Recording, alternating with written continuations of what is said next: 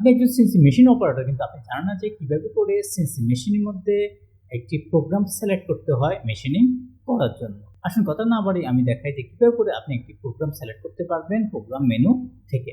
So আমরা চলে আসলাম CNC control প্যানেলে। সো এই কন্ট্রোল প্যানেলটিতে আমরা এখন এক পজিশন স্ক্রিনে রয়েছে। আমাদেরকে যেতে হবে প্রোগ্রামিং মেনুতে।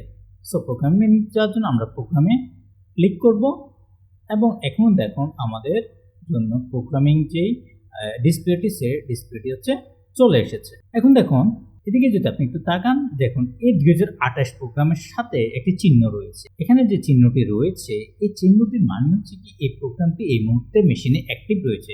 তার মানে হচ্ছে আপনি যখন সাইকেল স্টার্ট বাটনে ক্লিক করবেন তখনই হচ্ছে কি এই প্রোগ্রামটি রান করবে।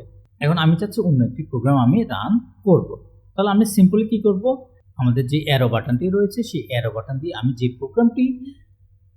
প্রোগ্রামটি রান করতে চাই সেই প্রোগ্রামটির উপরে আমি নিয়ে যাব। তাহলে আমি ওই প্রোগ্রামটির উপরে নিয়ে যাই। আমি 2015 নামক প্রোগ্রামটি রান করতে চাচ্ছি। তাহলে আমি এখন 2015 যে প্রোগ্রামটি আছে সেই প্রোগ্রামটিতে আমার কার্সারটি নিয়ে এসেছি এবং এখন আমি এই মেইন প্রোগ্রাম নামে যেই সফটওয়্যারটি রয়েছে সেই সফটওয়্যারটি হচ্ছে ক্লিক করব।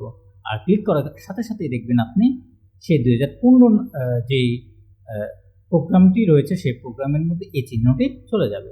তাহলে আমি ক্লিক করে দেখি, দেখুন এই প্রোগ্রামটি এখানে চলে এসেছে।